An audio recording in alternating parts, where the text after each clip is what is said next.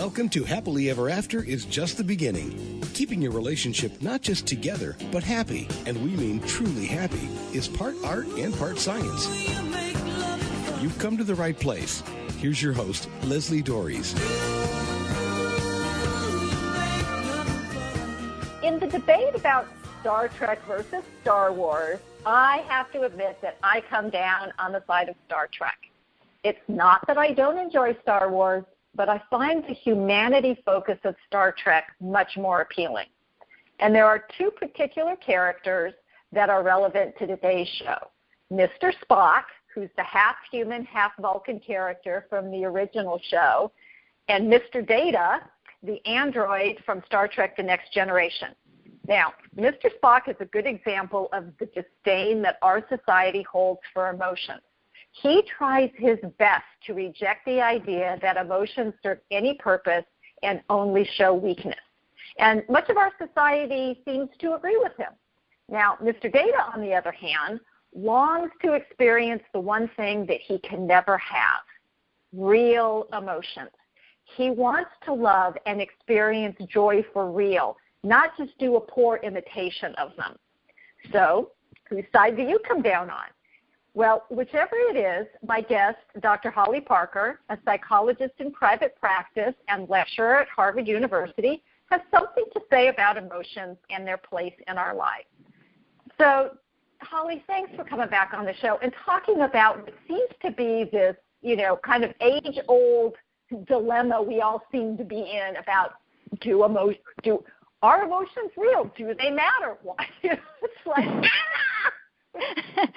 Thank you so much, Leslie, for having me on your show. It's such a pleasure and an honor to be back on, and I'm just delighted to connect with you and your listeners. So again, thank you for having me, and thank you for listening and for addressing this important topic, right? There's so many mixed messages that we get around emotions, and I love the contrast that you had between Spock and Data. We really do have these divergent reactions, and a lot of us do tend to go on the side of Spock, which is understandable and at the same time unfortunate. And also problematic. So because, and part of the reason why I got you back is because you wrote a piece for Psychology Today website called The Irony of Emotional Acceptance. Yes. And which is a really interesting title. I thought, okay, well, I got to read this.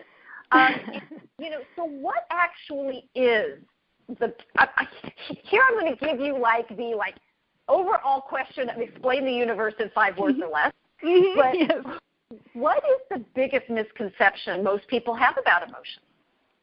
The biggest misconception that people have about emotions, especially negative emotions, is that they're problematic or counterproductive. And so we think that, we need to admonish ourselves for having them. We need to try to make them go away. But the irony of emotional acceptance is that actually when we do that, when we beat up on ourselves or we try to make emotions negative especially go away, we actually get more of the very thing that we don't want. And ironically, if we can get to a place of accepting the emotions that we don't want and to recognize that they're a part of human life, that they're universal, we actually have less of the very thing that we want. And it can actually help us to address them and to manage them more.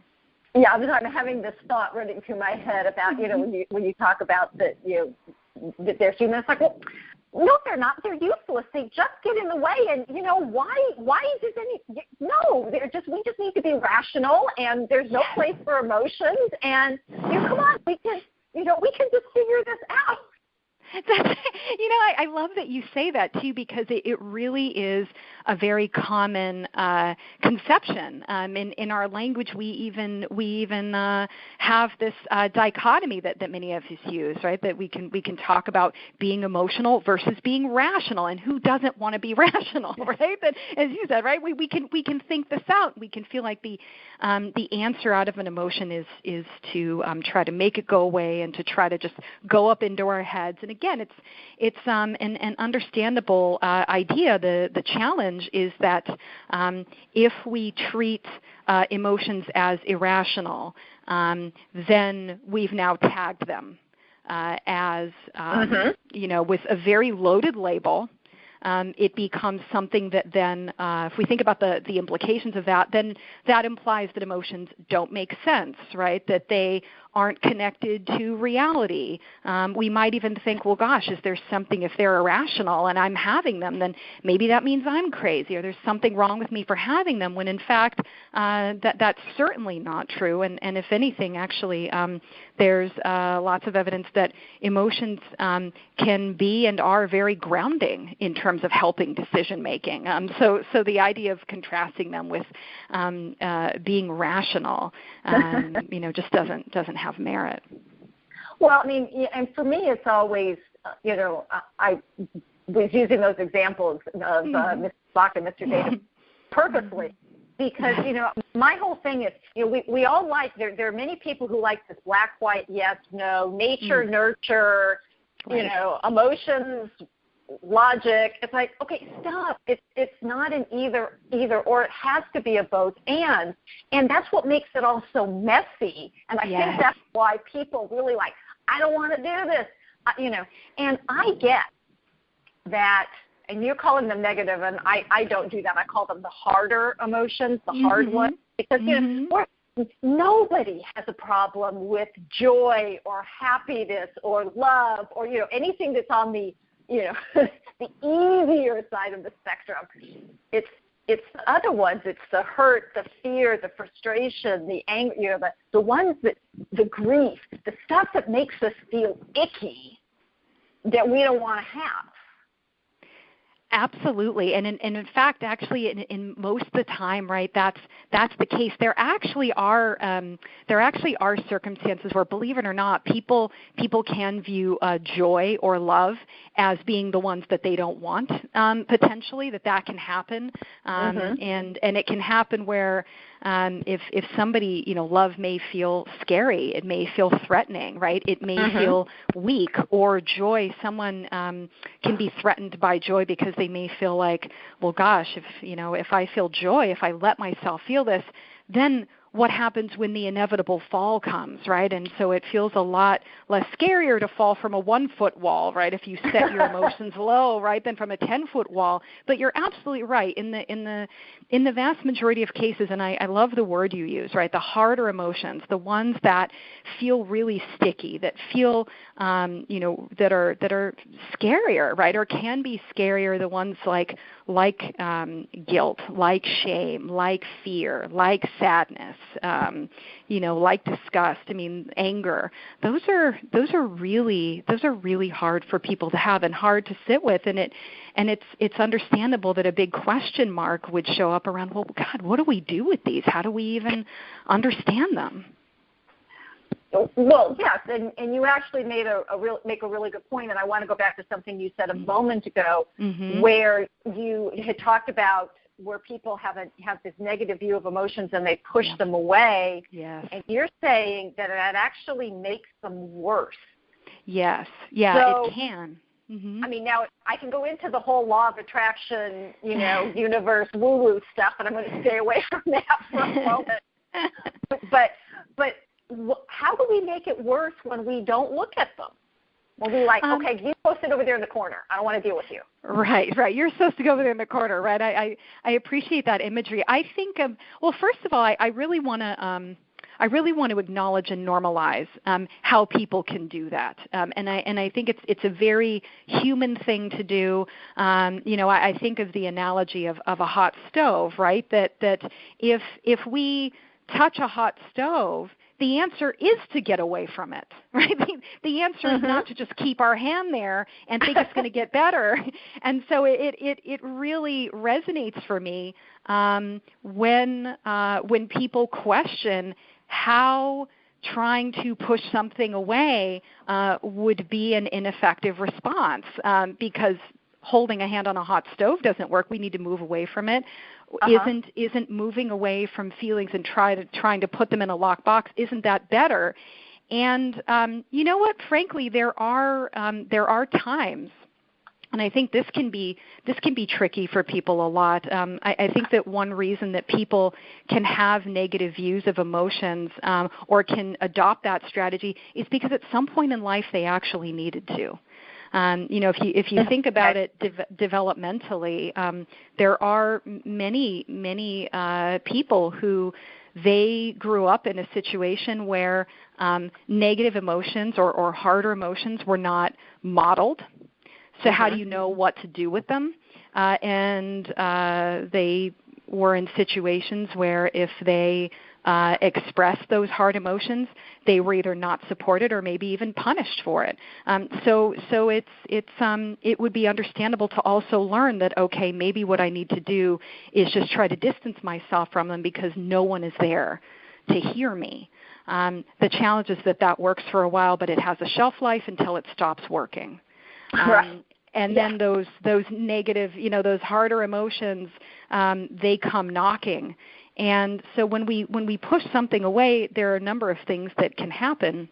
We can have a boomerang effect, where in trying to push something away, it actually can then bring it to mind more. It's kind of like one experiment that I like to do with people, and this is a famous experiment from the psychological literature, it's a white bear experiment. If you have somebody not think about a white bear, and you try that, the act of trying to not think about something, then you actually, the mind brings it up more.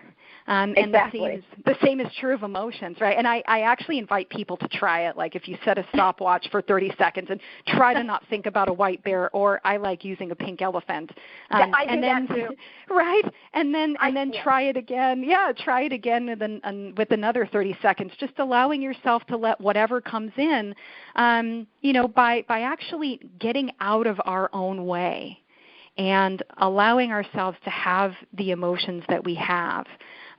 Without starting by trying to block them, but just making space to see what happens. Emotions have a way of, shifting or dissipating, and it's different from trying to regulate emotions, right? There are times where if an emotion feels so intense and overwhelming, it doesn't mean that we don't try to help ourselves feel better. What we're talking about here is actually trying to block it away, to be hard on ourselves for having it, to not even give ourselves permission to feel it, and to distance ourselves. And that winds up bringing it up more. And it also doesn't help us to see what information that emotion may be conveying to us. Well, first, I love the fact that you're actually saying that emotions can convey information, because they do. I mean, and that now what I tell people is, if the information that's conveyed can be a little bit murkier than 1 + 1 = 2. Right. Absolutely. I mean, it's not necessarily clean, and I think that's another reason why people struggle with them. But I also wanted to re-stress what you said about people learning that it's not okay to express emotion.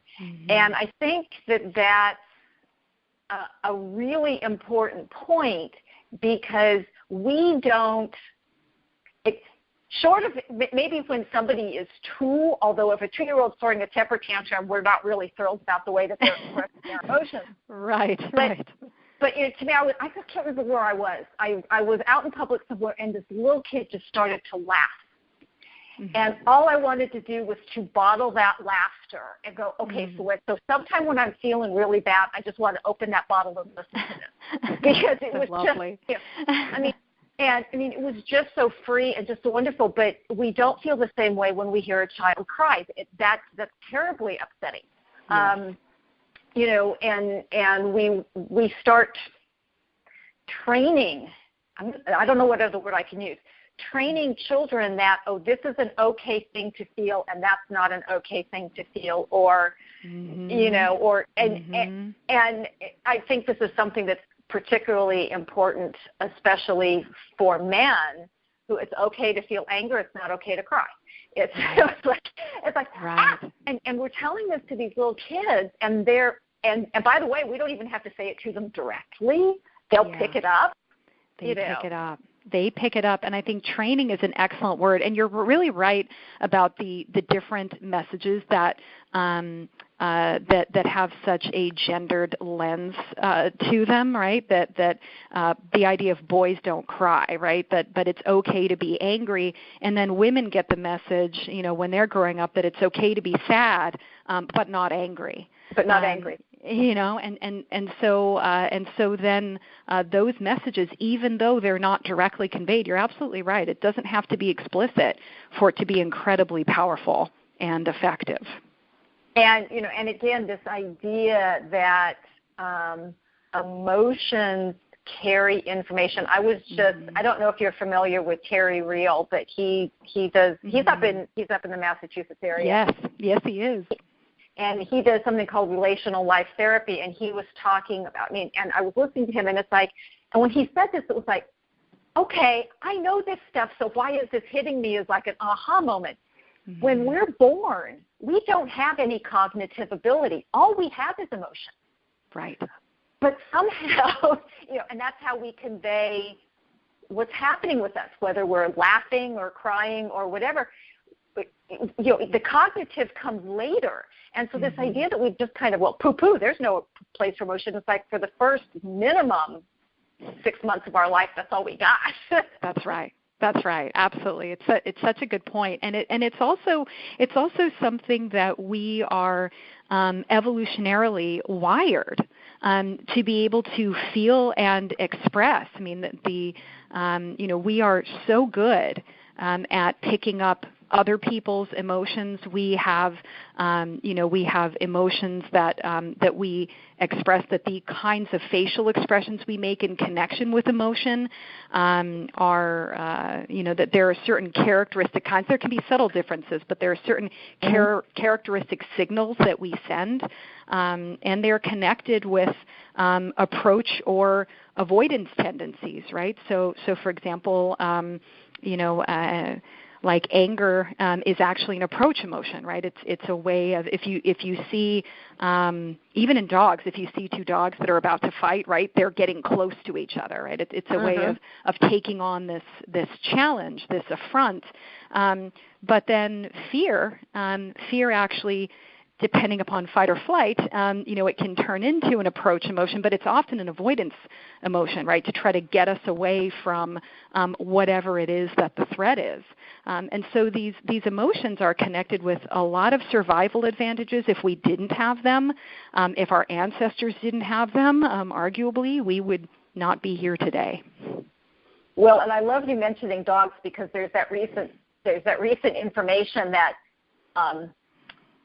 domesticated dogs, or before they were domesticated, but to become domesticated, developed this ability to create. They have an extra muscle that wolves don't have, so they can create their sad eyes.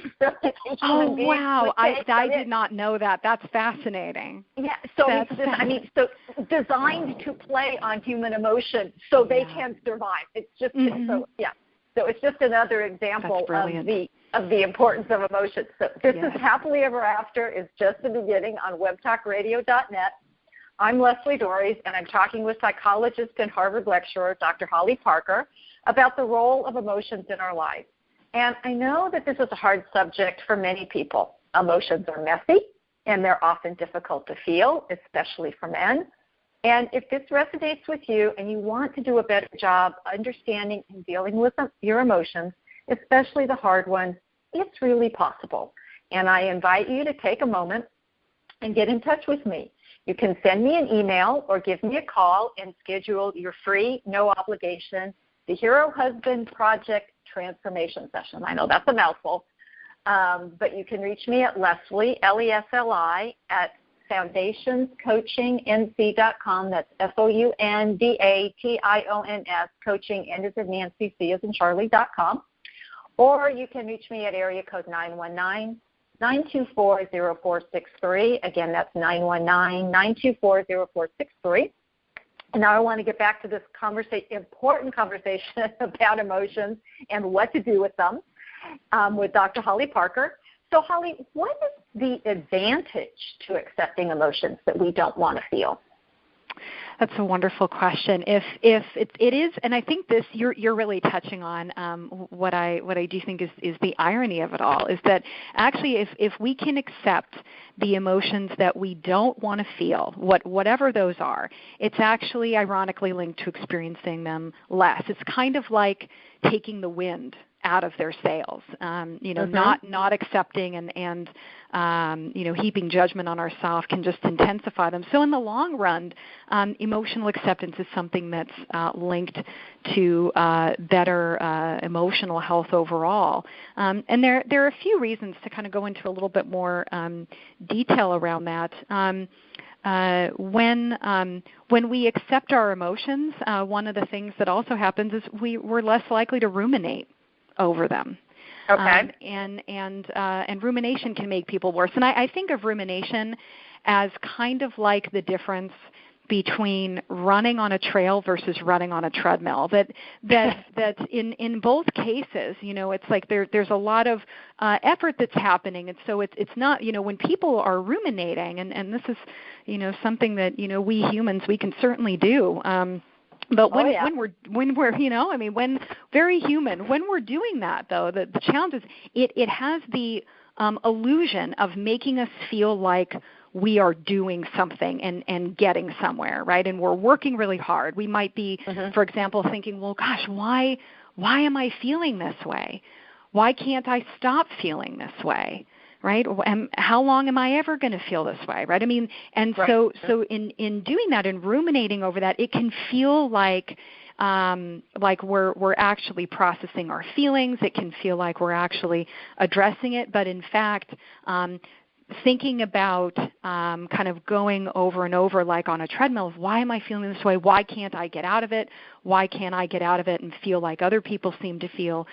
What that does is it actually doesn't help us get closer to our feelings. In fact, we're processing things on a more cognitive place. We're thinking rather than feeling, and then we feel worse. And so through acceptance, right, it's like kind of another one of those things where rumination gives us more of what we don't want as we're trying to get out of it. So by accepting what we feel, we're less likely to ruminate.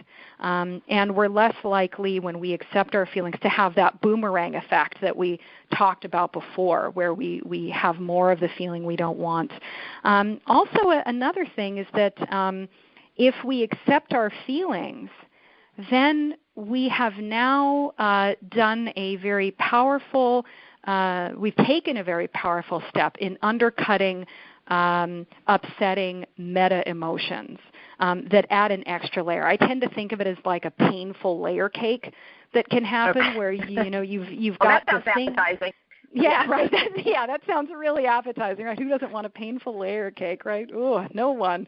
But we can actually unintentionally find ourselves there because I think of the first layer as whatever the painful thing is that we're reacting to, or whatever it is we're reacting to. Then there's that hard emotion that we're feeling that we don't want, and then when we can have actually an emotion about the emotion we're feeling. So an example that I wrote about and that I like to think about is, for example, sadness. If we view sadness as, let's say, a sign of weakness, then we might feel shame about feeling sad. Or if we think of anger as unacceptable, right, then we might feel shame or guilt about feeling anger. And so now we've got that third layer. Now, not only do you have the sadness, but now you've got shame layered on top of it, and that really is a product of not accepting the sadness, and so acceptance can do that. And also when we accept an emotion, we're not getting in our own way with it. We're allowing it some breathing room to be there, and like a messenger. Like we're talking about with emotions having information, it's like listening to a messenger. When we listen to that messenger, then it has less staying power, as though the message is now heard, and that emotion is more likely to decrease or to shift into something else. So emotions that we don't want tend to have a bit less staying power.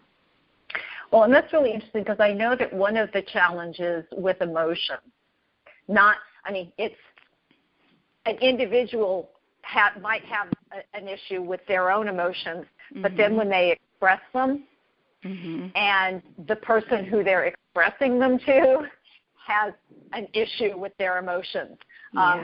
It's like, oh, well, you don't feel that way, or it's stupid to feel that way, or whatever. So it's kind of like, Exactly.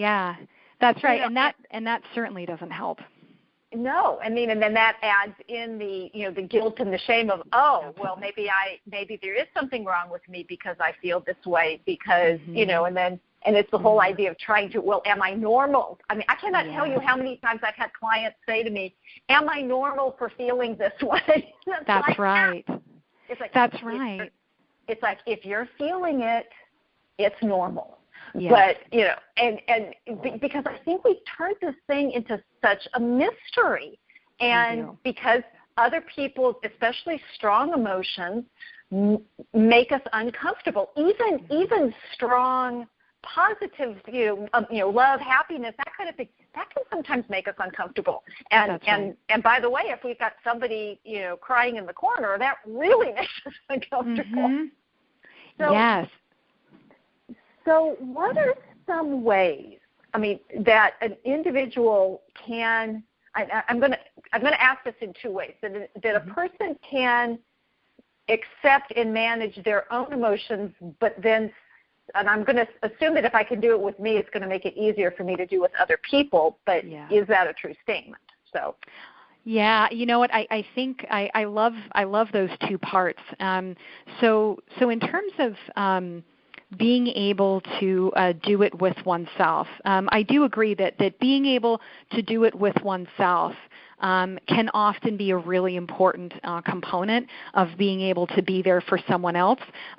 It may not always necessarily be enough. So, for example, you could have someone who really, where they find that they allow other people to have emotion, and that's fine, and they will be there and they can comfort someone, but for them the rules don't apply. And so they won't. I can recognize that one. Oh, yeah. Right? And so someone actually could be beautifully supportive with other people and be there to comfort the person crying in the corner, just as long as they're not the ones crying in the corner. Okay. So that's one piece. Another thing is that how do we help the person who's actually crying in the corner? Yes. I think, I've had people ask me, and I'm sure as you have as well, what do I do? How do I support someone? And the urge to try to be helpful it comes from such a beautiful place. And sometimes what can happen, though, and I think this flips to the other side of things, is that what can happen sometimes is we can feel like, okay, so in order for me to be helpful, in order for me to be effective, I need to, and here it comes, I need to help this person, I need to fix their problem and help this person's emotion go away. And so well-intentioned people can come in and try to fix it. They can point out the silver lining of things. They can do a number of different things, and it comes from a really beautiful place of wanting to help in the vast majority of cases.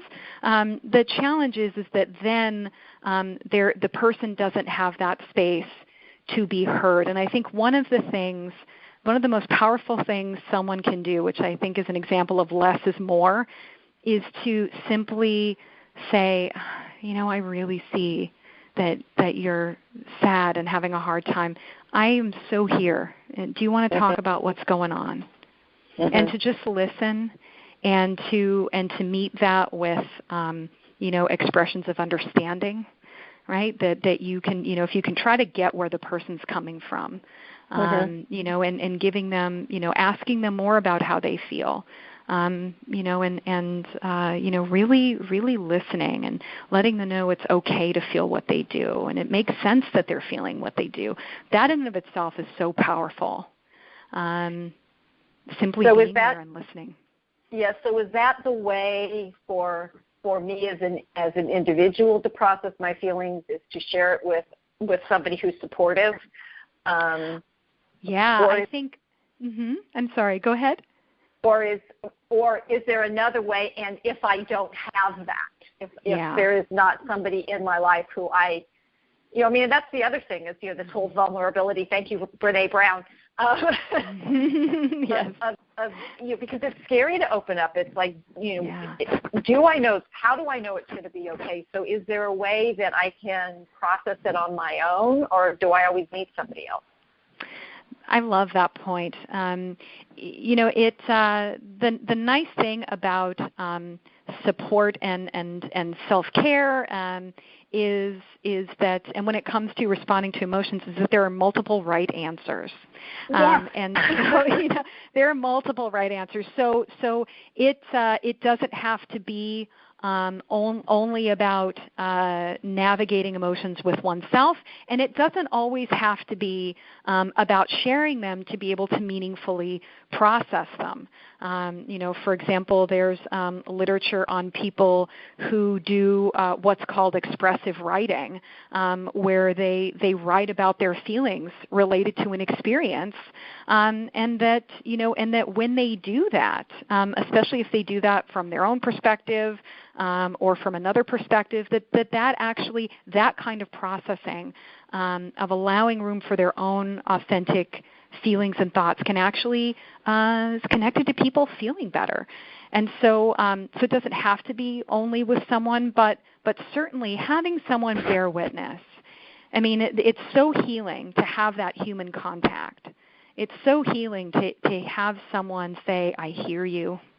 It makes sense. Tell me about this. I care about you. I'm with you. You're not alone. And you're right. It is a tremendous risk to do that. And, I think that one way of gauging that is I think about trust being on a spectrum. And so, a way to kind of gauge that is you could see what people do in response to sharing things that are maybe a little less vulnerable. That's certainly never a guarantee that they're going to, to be really supportive when something more vulnerable is involved. But that can be a gauge. If you want to kind of test the waters in a way that feels safe, or safer and more approachable, you can kind of get a sense of that. Just like in relationships, we do as humans, we get a gauge of the level of trust that we can have. And if you ask a room full of people to think about whether they have equal trust of everyone in their lives across everything, you're going to see people say no, right? That really varies. And so I think the same is true in terms of what you decide to open up about and who you let into your inner world. I think that certainly talking to a therapist is another wonderful way of doing that if there isn't someone at this point who feels like a safe support. And in terms of doing things on one's own, one thing that I would actually I would invite people to do that I think can be helpful is to start by really asking yourself, what do I feel about different feelings? Just try to start to get a roadmap of your own meta emotions and to see, well, okay, are there any that I actually am tagging as off limits, and what are they? And not from an intellectualized place, right? Because I think that as humans we can easily go to this place of, well, in principle, I don't have a problem with feeling any emotions, right? I should be allowed to feel whatever I want. No, I mean going to that deeper, real place, that authentic place where even if intellectually we think, sure, we can have any emotion we want, what do we really feel? And to just, give ourselves permission to drop down to that and notice, because that can also be a place to, I think a really good starting place to figure out, okay, where might I want to work on practicing acceptance? It is very likely that acceptance is needed maybe more with some emotions than others, because some, you may already be having a lot of acceptance around them. Well, and I love that. And I also want to tell people, it's like, you can do this in little steps. You don't have to spend hours, just like spending maybe 5 minutes. Absolutely. And when you're describing this, when you were talking about this at the beginning, it was like, wow, this is like desensitization therapy. You know, if I'm afraid of flying, it's what you do with, it's the training that we do with phobias. It's like, okay, let me just expose myself a little bit to this feeling and see what happens, Yeah, and you know what, I'm glad that you mentioned that, because that's actually, that would even be, even with the meta emotion, even if the idea of exposing yourself to a feeling, if that feels like too much, even just noticing a feeling label, right? Like, for example, I feel blank about feeling angry. What comes up? I feel blank about feeling sad. What shows up? And so if somebody notices, wow, I feel threatened by feeling angry, that doesn't mean they have to then, start to feel angry yet if they're not ready. That's okay.